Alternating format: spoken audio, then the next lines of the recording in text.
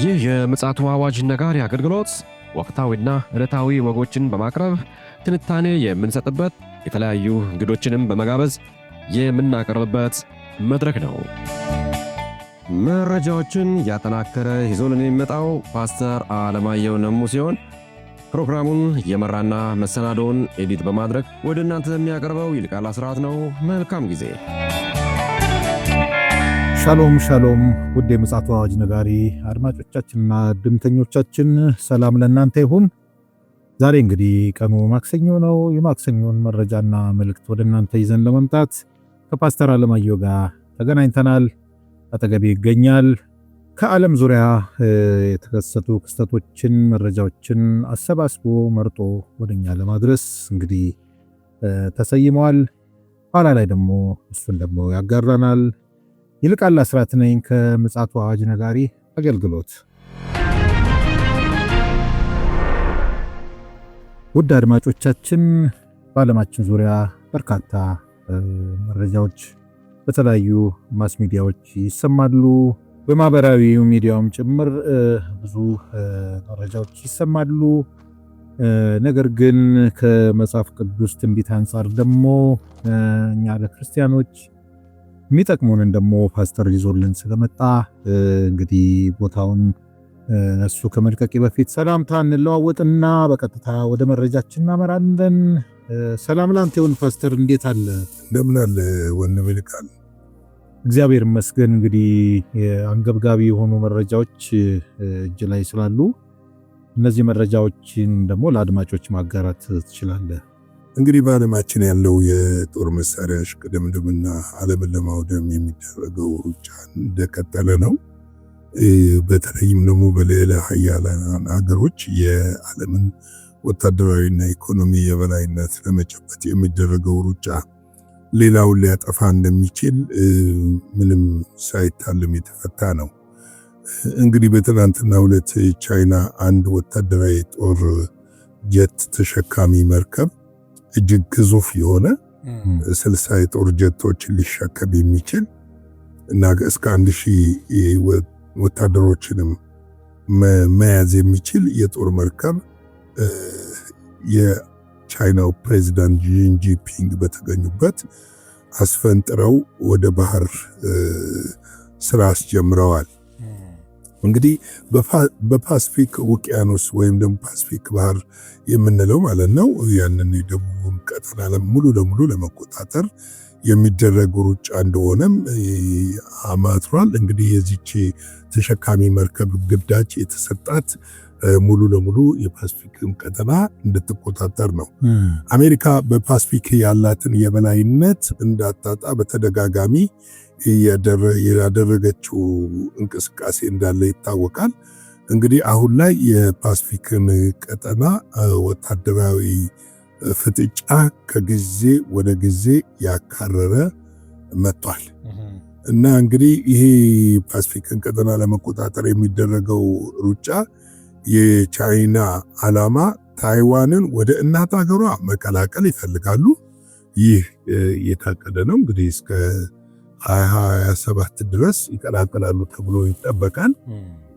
አንዳንዶችም አስረዝመው ይናገራሉ። ነገር ግን በቅ ደረጃ ታይሙ ሰዓቱ አይታወቅ እንጂ በዚህ ጉዳይ ቻይና ሬዲ እንደሆነች የሚታወቅ ነው እና እንግዲህ ይህንን ቀጠና ለመቆጣጠር በሚደረገው ሩጫ ላይ አሁን ላይ የአሜሪካ ዋነኛ ተገዳዳሪ ከሩሲያ ጋር ቀጥሎ ዋነኛ ተገዳዳሪ የሆነች የመጣችው ቻይና ነች። ይሄ ሶስተኛዋ የጦር ተሸካሚ መርከቧ እንደሆነ ይታወቃል። እንግዲህ ስለ ቻይና ስንናገር ቻይና በአጭር ጊዜ ውስጥ ነው ወደዚህ ወደ ስልጣኔው የገባችው። ስልጣኔው መግባት ብቻ ሳይሆን የዓለምን ኢኮኖሚ ወደ መቆጣጠር የፈጠጠ የመጣ ሁኔታ አለ። እንግዲህ ይህንን የኢኮኖሚ እንትኗን በወታደራዊ የበላይነትም ለማገዝ እና ለማጀብ እያደረገች ያለችው ጥረት ነው። እንግዲህ ይሄ በእንዲህ እንዳለ በጣም ዓለምን ያስገረመው ነገር የጃፓን ጉዳይ ነው። ታውቃለህ፣ ጃፓንና ቻይና ተዋግተዋል። በቅኝ ግዛት ገዝታለች። የሁለተኛው ዓለም ጦርነት ጊዜ ያንን አስወጥተው ነው ቻይናዎች ቪክትሪ ብለው ያወጁት። ባለፈው 80ኛ ዓመታቸውንም ያከበሩት ያንን ነው። እንግዲህ አዲሷ የጃፓን ጠቅላይ ሚኒስትር ሱኒዮ ታኬቺ ቤጂንግ ታይዋንን በኃይል ለመጠቅለል የምታደርገውን ሙከራ ለጃፓን ሕልውና አደጋ ነው የሚል መግለጫ ሰጥተዋል። እንግዲህ ለጃፓን ሕልውና አደጋ ነው ማለት ብቻ ሳይሆን ወታደራዊ ምላሽ የኛን ወታደራዊ ምላሽ ሊያስነሳ ይችላል የሚል ነገር እንትን ብለዋል። እንግዲህ ይሄ ንግግር በጣም ቀላል ንግግር አይደለም። ማስነሳት ብቻ ሳይሆን ይህ አቋማቸው እንደሆነና ጥንቃቄ የተሞላበት ንግግር እንዳልሆነ የቻይና የውጭ ጉዳይ ሚኒስትር ምላሽ ሰጥቷል። እንግዲህ የቻይና የውጭ ጉዳይ ሚኒስትር ምንድነው የሰጠው ምላሽ የሚለውን ነገር በደንብ ማየት ያስፈልጋል። ምክንያቱም በቻይና እና በጃፓን መካከል በታይዋን ምክንያት የራሳቸው ውዝግብ አላቸው። በደቡብ ባህር ላይ ፊሊፒንስ፣ ቻይና፣ ጃፓን ውዝግብ አላቸው። አሜሪካ ደግሞ ይሄ ቀጠና የዓለም አቀፉ ቀጠና ነው እኔ ነኝ መቆጣጠር የሚል ነገር አለ። የአሜሪካ የጦር ቤዞችም እዛ አካባቢ ቀጠናዎች አሉ፣ የጦር መርከቦችም አሉ። ነገር ግን የቻይና የውጭ ጉዳይ ሚኒስትር ምላሽ ሰጥተዋል። መጀመሪያ ምላሽ የሰጡት በአምባሳደራቸው በኩል ነበረ። የቤጂንግ አምባሳደር በጃፓን የሚገኙ አምባሳደር ማለት ነው ጠርተው ቤጂንግ የሚገኙ የጃፓን አምባሳደር ማለት ነው ጠርተው እጅግ ተንኮል የተሞላበት ጦርነት ቀስቃሽ የሆነና የቻይናን ሁለንተናዊ ሉዓላዊነት ያላከበረ መግለጫ ነው የተሰጠው ብለው ነበር። ይህንን ለአምባሳደሩ ካሳወቁ በኋላ ያሉት ነገር ምንድነው? በአስቸኳይ ይህ ንግግር ይህ ውሳኔ ሊቀለበስ ይገባል። እርምት ተወስዶበት መግለጫ ሊሰጥበት ይገባል።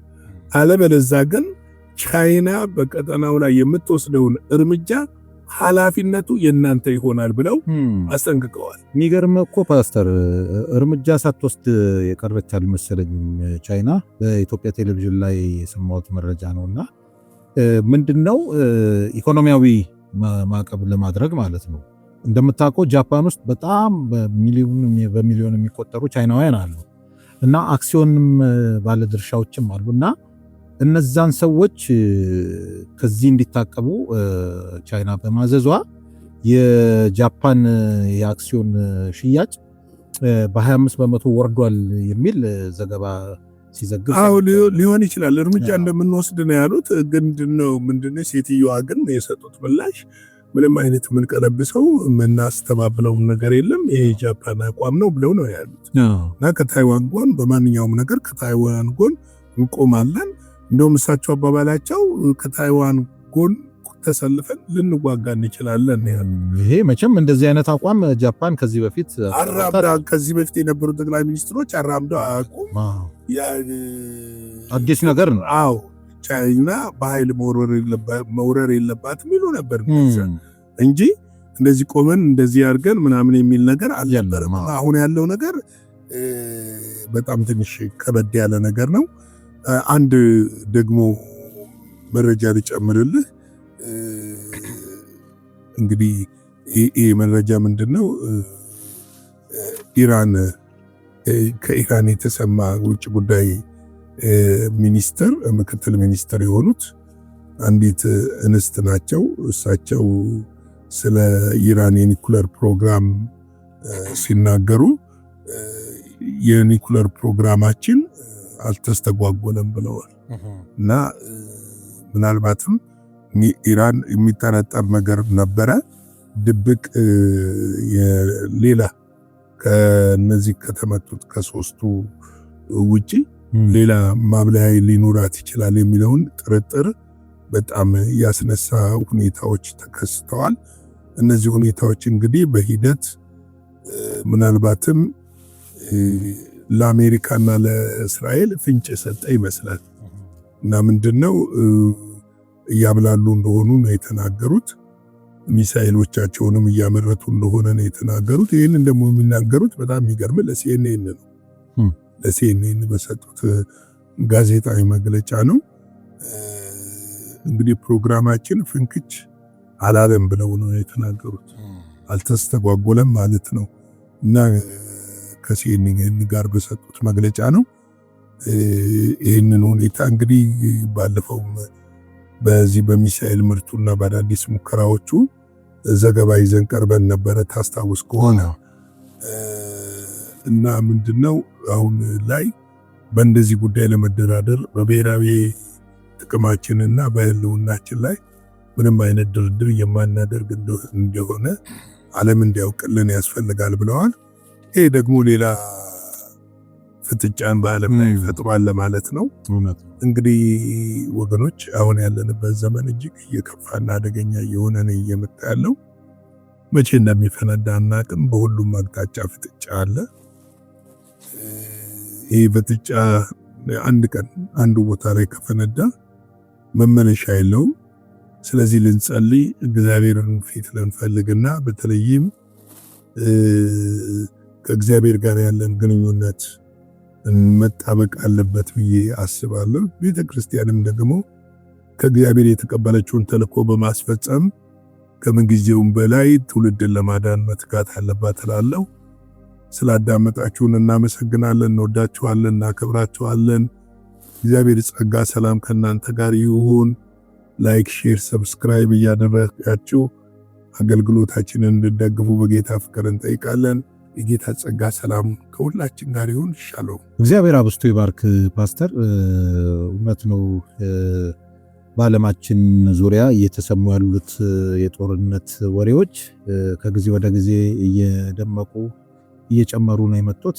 ለዘብተኛ ናቸው እንኳ ብለን የምናስባቸው ሀገሮች እንኳ የጦርነት ወሬ እስኪያሰሙ ድረስ የዘለቁበት ምክንያት ያው የተባለው ትንቢት ይፈጸም ዘንድ ስለሆነ እጅግ ንቁና ዝግጁ እንድንሆን አሁንም አበክረን በየጊዜው መልእክት እናስተላልፋለን።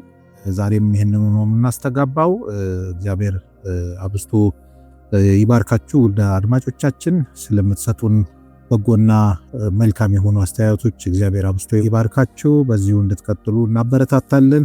ፓስተርም እንዳለው ላይክ እና ሼር እያደረጋችሁ እንደገናም ሰብስክራይብ እያደረጋችሁ ፕሮግራሞቻችን ተደራሽ እንዲሆኑ እንድታደርጉ አደራም ጭምር እናሳስባለን። የዛሬው የማክሰኞ የቀኑ መረጃችን ይህንን ይመስላል። የእግዚአብሔር ፈቃድ ከሆነ ደግሞ በማታው እንዲሁ አዳዲስ መረጃዎችን ይዘን የምንመጣ ይሆናል። እስከዚያው ድረስ እንግዲህ የእግዚአብሔር ምሕረት፣ ቸርነት፣ ጸጋ ከእያንዳንዳችን ጋር ይሁን። ሻሎም። ለዛሬ ይዘን የመጣነው ወቅታዊ መረጃ ይህንን ይመስል ነበረ። በሌላ ጊዜ በሌላ መሰናዶ እስከምንገናኝ ሰላም ለእናንተ ይሁን።